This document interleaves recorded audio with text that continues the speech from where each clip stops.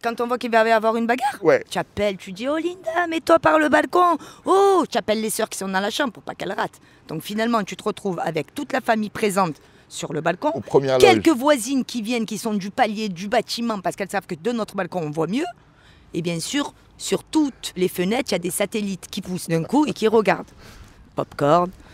Et on est là et on attend que ça commence. Les histoires de quartier d'Oxmo Puccino.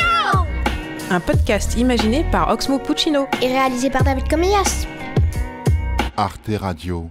Saison 2 sur la planète Mars et qu'est Marseille. Ça joue bien? Ils vont les éclater, vont. Dans la tête, comme on dit.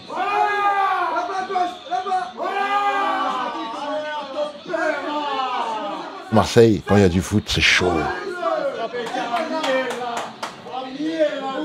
Aujourd'hui, on est au cœur des quartiers nord de Marseille, quartier de Merlin. On est dans le bar de mon pote, de mon frère, Karim, le Bon Coin. On est venu boire un café ici pour palper un peu de la bonne ambiance, avant de rencontrer une personnalité, une lady, une femme au parcours incroyable, admirable que la vie n'a pas épargné. Aya Etatia, elle a même écrit un livre qui s'intitule Au bout de la violence, qu'elle a signé sous le pseudo de Elina Feriel. Ben on la balance, hein, puis comme ça c'est fait. Vous lirez ce livre et vous comprendrez qu'elle a échappé à tout. Aujourd'hui, elle est devenue déléguée au logement, rien que ça, conseillère municipale. Peu importe son parti politique ou sa fonction, comme elle le dit, son combat, c'est les quartiers nord de Marseille. Quand on a grandi dans ce genre de quartier, on apprend à rire de tout. Donc pour les auditeurs qui pourraient être choqués par nos rires, sachez qu'une bonne bagarre entre deux familles, c'est pas grand-chose et ça peut même permettre de se réconcilier. Ouais, la paix. Le but, c'est la paix.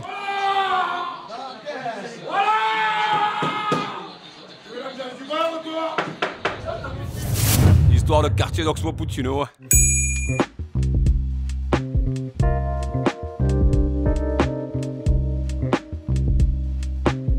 Ayette, je voudrais que tu me rappelles où tu as grandi. Moi, je suis née dans les quartiers nord.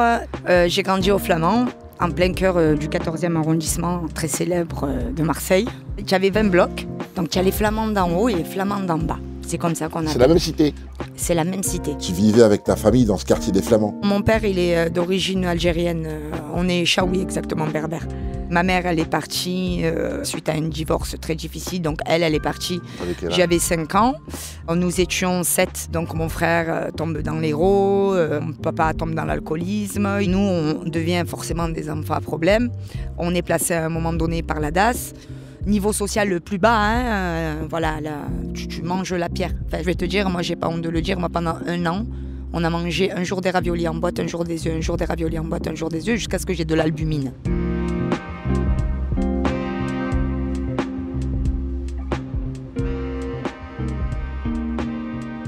Est-ce que tu aurais une anecdote qui pourrait donner la température ou l'ambiance du quartier?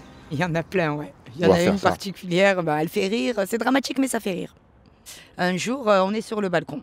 Le balcon de chez mon père, c'était le balcon à 180 degrés au niveau de la vision. Donc c'est le balcon qu'on appelait de la critique. De la critique ou du spectacle, premier étage. Ah, évidemment. Bah, t'es malade, t'entendais tout. Donc tu perdais ni le son, ni l'image. Tu avais tout. Tout, tu voyais qui arrivait, qui allait se garer.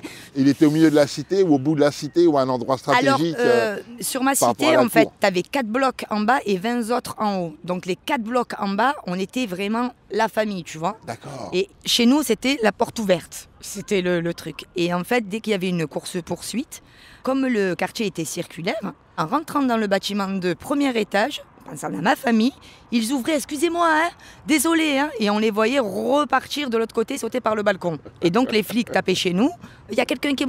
on n'a vu personne. C'était le balcon de la fuite. C'était ça. Quand on demandait, il n'y a personne qui est passé. Tu peux pas dire non à quelqu'un qui passe et qui a la peur sur le visage, hein, c'est tout. Tu sais pas ce qui se passe, c'est la solidarité. Avant, la solidarité dans les quartiers, elle existait vraiment, elle n'existe plus trop maintenant. Et ce jour-là, donc en plus c'était vraiment la journée où on se faisait chier, toi, tu vois. On boit le café, et là on voit la famille, on les appelle les bœufs. Oui, en français on dit les bœufs, mais nous c'est les bœufs. Les bœufs pourquoi? Parce que chaque gars de la maison ressemblait à un bœuf, tout simplement. Le gabarit allait avec. Et là, la famille des bœufs arrive, et on se dit, je crois qu'ils étaient 3 là. Okay. Mais 3 qui emballent 10, hein. Attends, s'il te plaît. Je pense que ça, c'est dans tous les quartiers de France et de Navarre, ça se retrouve. On donne des surnoms à n'importe qui. Il y avait les chats maigres, il y avait les... Nous, on nous appelait des fois la famille Dynastie, la famille Dallas, parce qu'on était beaucoup de sœurs. Tu vas dans le quartier, tu fais « Oh, steak, tu as vu poisson? Non, non, il était avec oiseau tout à l'heure. » Toi, tu comprends pas, mais nous, on se comprend. C'est zoologique. Voilà, il y a tout. Il y a les fleurs, la faune et la flore complète. Donc, on est sur le balcon de la critique. Avec la femme de mon père, on voit les bœufs arriver très énervés, tu vois. Énervés pourquoi? Toi, c'est ce que tu veux chercher à savoir. Non, il n'y a pas de raison. Contre qui ils sont énervés? Ils sont énervés, ils commencent à insulter, descendent. Je peux y aller avec la vulgarité? Ouais. Je te nique ta mère, t'es mort, ta grand-mère, fils de pute, ok. Quand on voit qu'il va y avoir une bagarre, tu appelles, tu dis « Oh Linda, mets-toi par le balcon !» Oh, tu appelles les sœurs qui sont dans la chambre pour pas qu'elles ratent. Donc finalement, tu te retrouves avec toute la famille présente sur le balcon, quelques voisines qui viennent, qui sont du palier, du bâtiment, parce qu'elles savent que de notre balcon, on voit mieux. Et bien sûr, sur toutes les fenêtres, il y a des satellites qui poussent d'un coup et qui regardent. Popcorn, et on est là et on attend que ça commence. Là, on voit descendre des voisins à nous. Oh, je vais taire la famille quand même. Et on voit les bœufs arriver. Ils commencent à s'insulter, se frapper. Mais imagine, dans la famille, il y en a un qui est amputé et un qui est paralysé du bras. C'est quand même assez particulier. Tu as la mère qui est au balcon, blonde avec les cheveux qui sont toujours en haut comme un super guerrier en transformation. Je l'appelle Vegeta. Et donc, Vegeta surveille sa progéniture en train de se battre contre les bovins. Imaginez 3 gabarits, mais 3 buffles en train de frapper un mec qui ressemble à Jamel Debbouze et l'autre qui a une jambe en moins, un pied beau. Donc à un moment donné, je ne sais pas comment ça se fait, la prothèse vole, elle est rattrapée par un des bœufs. Et finalement, tu as la prothèse qui sert à frapper l'handicapé qui avait la prothèse. Donc il se fait frapper par sa propre jambe. C'est quand même chaud, tu vois ce que je veux te dire? Et après, il y a le père qui descend. Il veut défendre ses enfants, j'imagine. Mais le père a Parkinson. Et Parkinson, très développé. Donc le père, il arrive, il shake des mains.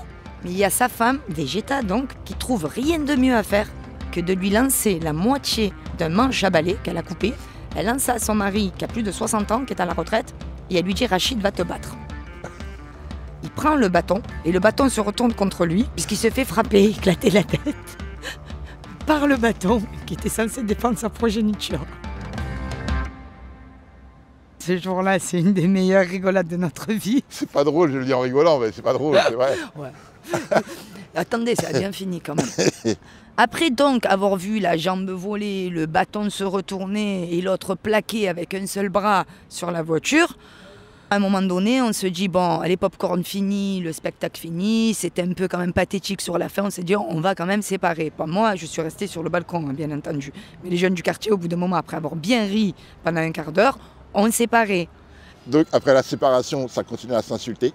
Chacun rentre chez soi.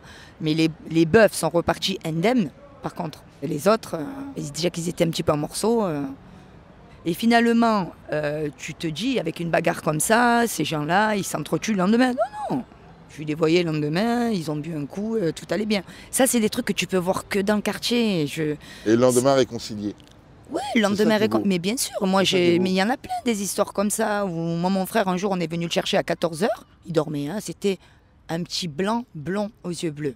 Il est venu chercher mon frère pour se battre. Il me dit, il est là, Ali? Je dis, putain.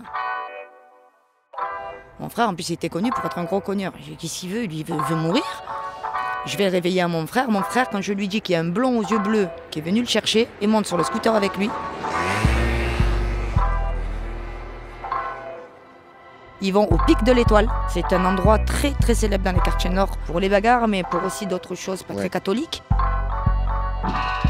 Ils vont au Pic de l'Étoile, ils se castagnent pendant 1 heure. Et mon frère revient sur le scooter, raccompagné par le mec avec qui il s'est castagné pendant 1 heure. Il serre la main, il dit on prend une douche, l'autre il va prendre une douche, mon frère va prendre une douche, ils reviennent le chercher et ils vont boire un coup ensemble. Ça, c'était la mentalité des quartiers avant. Ouais, ça c'est ouf. Hey, les histoires de quartier d'Oxmo Puccino.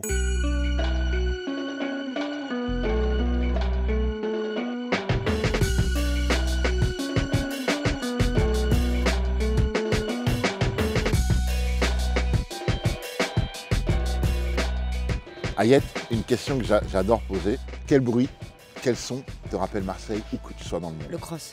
Le cross. La motocross.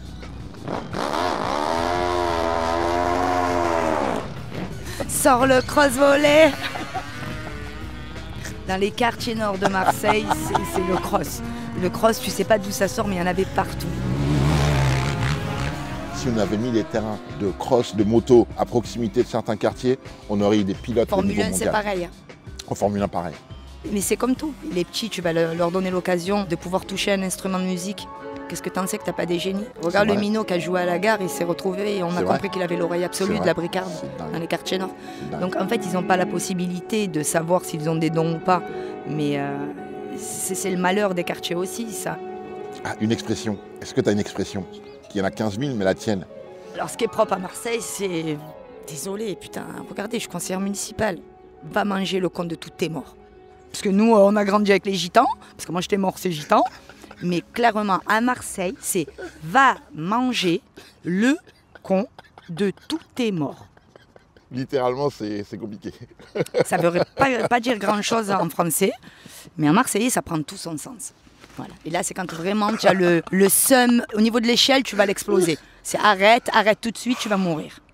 Ah, je suis sans filtre, mais ils le savent même en politique, hein, que je suis sans filtre. Puis tu as vu, Jules, c'est l'OVNI, c'est l'alien en rap. Ben moi, c'est dans la politique. Ils ne savent pas trop comment me prendre. Moi, je suis conseillère municipale là, à l'heure actuelle, mais Inch'Allah, un jour, je deviendrai députée et je défendrai mes quartiers. Oh là là. Avec les dents. L'histoire de quartier d'Oxmo Puccino.